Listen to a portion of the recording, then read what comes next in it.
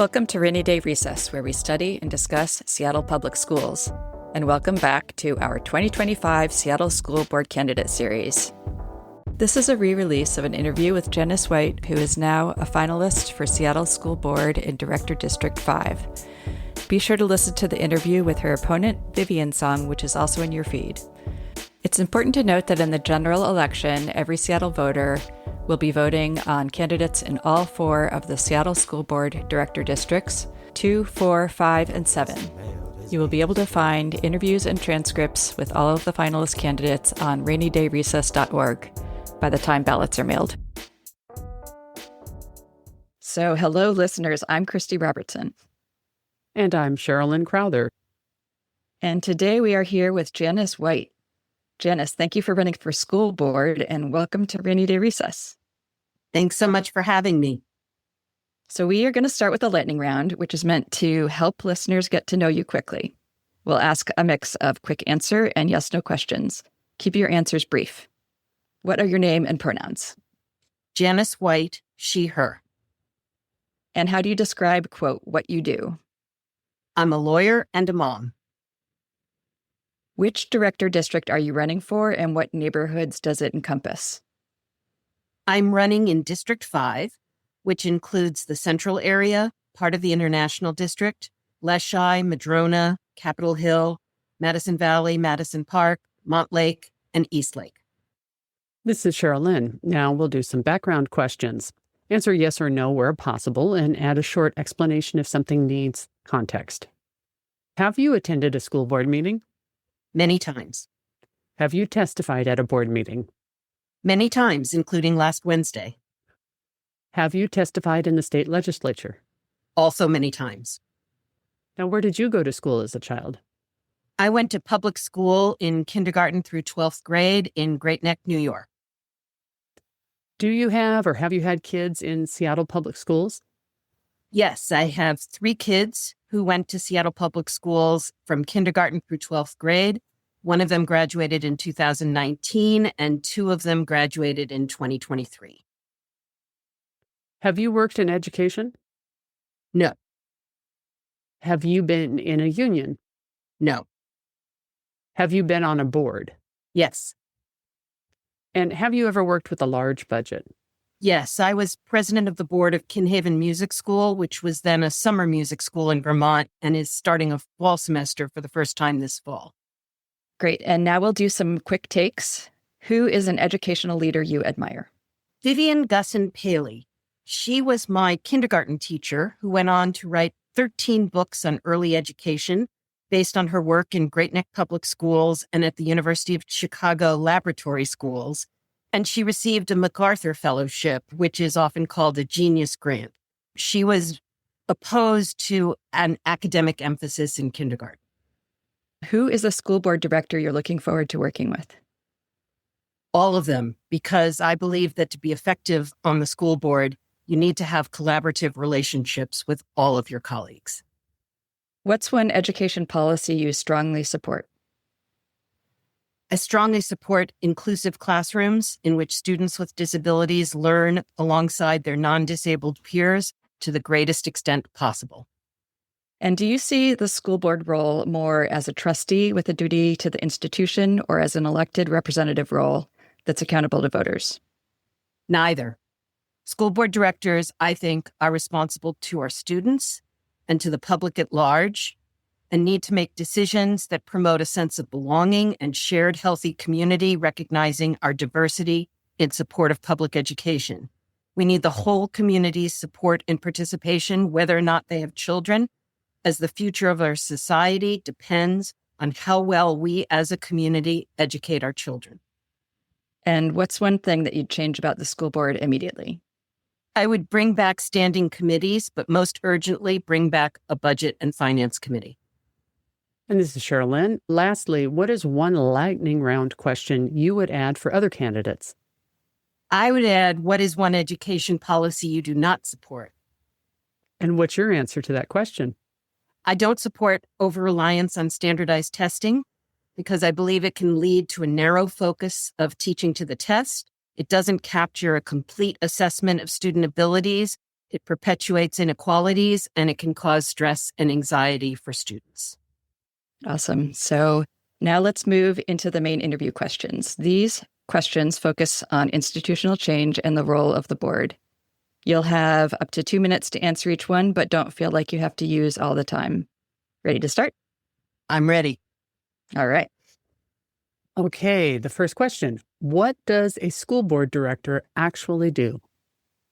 So a lot of people don't realize it, but we have a law in Washington that defines the responsibilities of school board directors. And as a lawyer, that's where I start to answer the question. And that law is actually a lot broader than many people realize. We often hear people say that school board directors can only do 3 things: write and adopt policies, hire and evaluate the superintendent, and approve the budget. And those 3 things are important, to be sure, but I don't think they tell the whole story. Starting with the state law, it says that the school board, whether or not acting through its administrative staff, is accountable for the proper operation of the district. Not the superintendent, the school board is accountable for the proper operation of the district. That doesn't mean that the school board should get involved in day-to-day management, but to me that means that in addition to writing and adopting policies, the school board must have processes in place to be able to know whether the district is operating as intended by its policies. What processes? Regular reporting to the school board about the work of specific departments and what results are being obtained. Regular reporting about cross-department initiatives to make progress on the board's vision for the district. Visits to schools, meeting with staff, administrators, and families to learn about what's going well and what their concerns are. Holding community meetings to share perspectives and listen to community concerns.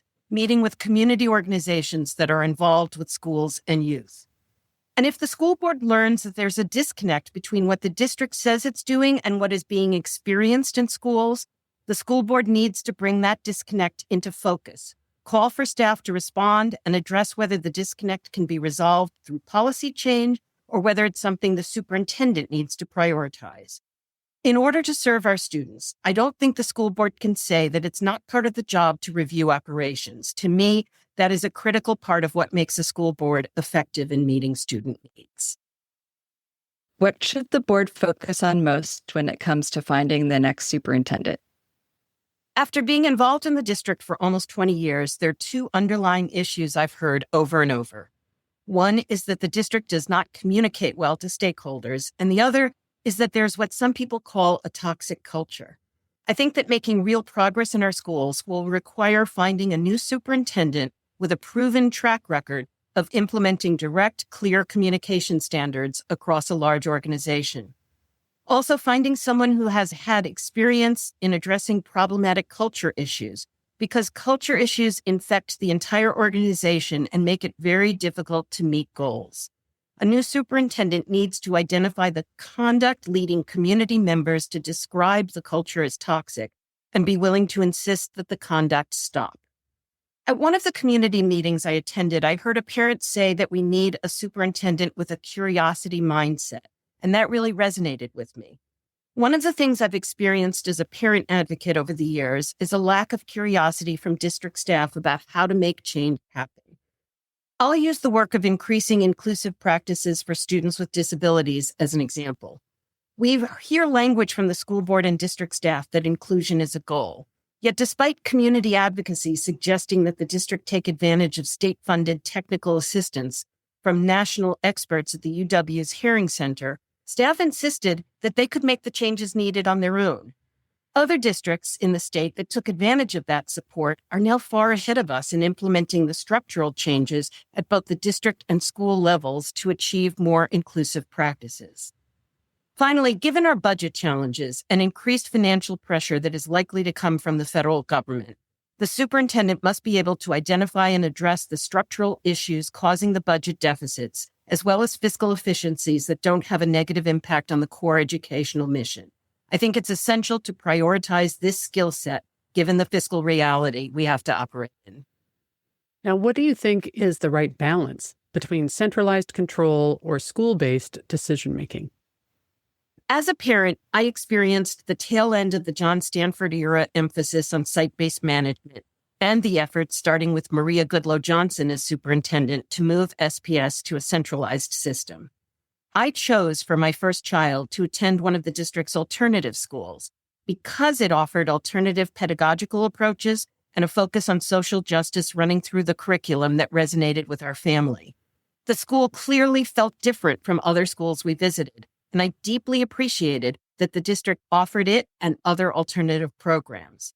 I served on the site council there, including as president. Site councils, unlike PTAs, were designed by policy to make school-based decisions about the management and operation of the school. I also appreciate the need for centralized decisions and oversight over some aspects of the school system so that it actually functions as a school system, and so that we are ensuring that there is equitable access to alternatives within the system. It's not an either-or situation to me, but it's a question of finding the right balance. Too much centralization discourages community engagement and participation in their schools and leads to discontent with direction of the schools. But for a healthy system, we do need standards, expectations, and oversight. What's an example? Again, I'll talk about inclusive practices. At a district level, we should have a clear vision that we want our schools to offer inclusive educational opportunities for students of all abilities to the maximum extent possible. District staff can then offer technical assistance, like training in universal design for learning or structural assistance in designing school schedules, to assist individual schools that may be at different points in the journey towards full inclusion. But individual schools would not be able to decide that they don't believe disabled students should be included in general education classrooms. I believe that the process of finding the right balance between centralization and site-based management would also build community support for all of our schools. What should the board do if the district isn't meeting its goals for students? I can't answer this question without first thinking about the goals themselves, because I hear a lot of questions in the community about the goals. The school board and the district had said that in adopting goals, they were following a framework known as targeted universalism, except they weren't. In targeted universalism, you set a universal goal for all students in the system, and then you adopt targeted strategies for different groups of students in the system who might need different approaches or interventions to meet the universal goal. So, for example, a universal goal would be that all third grade students are reading at or above grade level. Then you might identify groups of students based on demographics or ability or other factors who are having difficulty meeting the goal and work on developing a plan to help that group of students succeed. One of the benefits of a targeted universalism approach is that it encourages broad community support with the goal of helping all students get what they need to meet the goal and directs resources where they are most needed. Instead, we've had a goal for one group of students, and the theory has been that if this group can experience improvement, the benefit will extend to all students. But the problem with that as an approach is that the group chosen may need different types of support than other groups of students. I believe that targeted universalism works if we apply it correctly. I'm aware that in January, the school board passed new goals that more closely align with targeted universalism. Except I can't find the final versions of those goals on the district website, which is frustrating. In terms of progress monitoring on the goals, I appreciate the attention to data that instituting a progress monitoring system has encouraged. I think the school board needs to be able to ask more probing questions when goals are not being met, and that the restriction on the types of questions they're allowed to ask is counterproductive. I also think that the school board needs to express concern if results are poor, but staff are resistant to thinking outside the box or making strategic changes. Asking questions like, have you considered, or given these disappointing results, who will you consult and what changes will you consider, should be encouraged by the board. What should the board do when the district isn't meeting community expectations? We've seen some examples in the last year where large numbers of community members have shown up at school board meetings to ask the board to stop certain district practices or decisions. Things like the school closure plan, enrollment practices, whether advanced learning is actually available in neighborhood schools.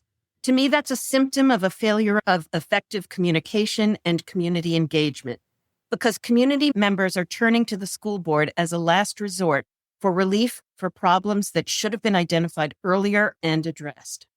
But it's also an indication that the school board is not as aware as it needs to be about how the community is actually experiencing the school system. This relates to what I said earlier about the need for the board to understand when there's a disconnect between rhetoric and actual experience. The board has adopted guardrails that are supposed to help them assess whether community expectations for our schools are being. I'm not sure I like the way the guardrails have been written so far. They're generally written negatively. In other words, the superintendent will not allow some specific type of behavior to happen. I find that kind of wording can be confusing to people, and it's usually better to state affirmatively what you want to see rather than what you don't want to see. Staff are working now on interim metrics that will be used for progress monitoring of the guardrails. I think these are generally useful, but shouldn't be the only way we measure whether the guardrails are being implemented.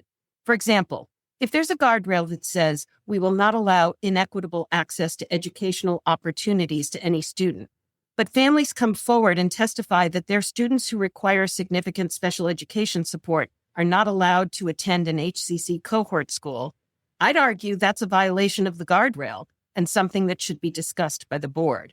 This is a way in which the board can respond and address issues brought to their attention via public testimony. Thanks, Janis. And the last question is kind of a wrap-up.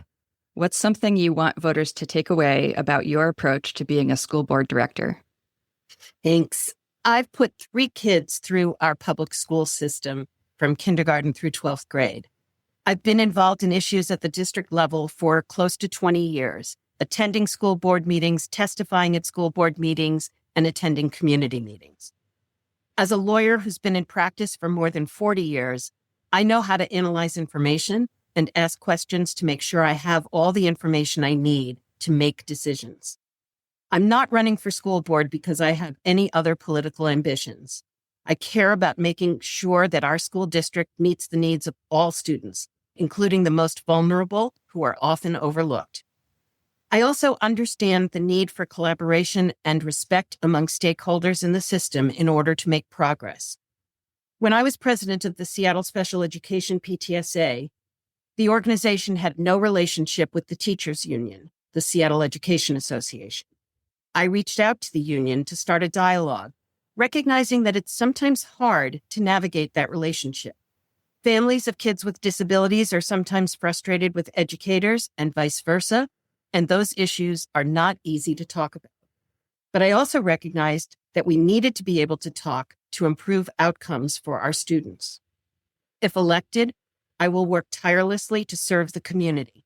I will do my best to enable community members to be heard and have a role in solving problems so that together we can build the best public school system possible to serve all of our children and help prepare them for their futures. Thank you so much, Janis White. We really appreciate you taking the time to share your thoughts with us and with Seattle voters. Good luck with your campaign. Thanks so much. Ballots will be mailed on October 15th and must be returned by November 4th. This is Christy Robertson. And I'm Sherilyn Crowther. Thanks for listening to Rainy Day Recess.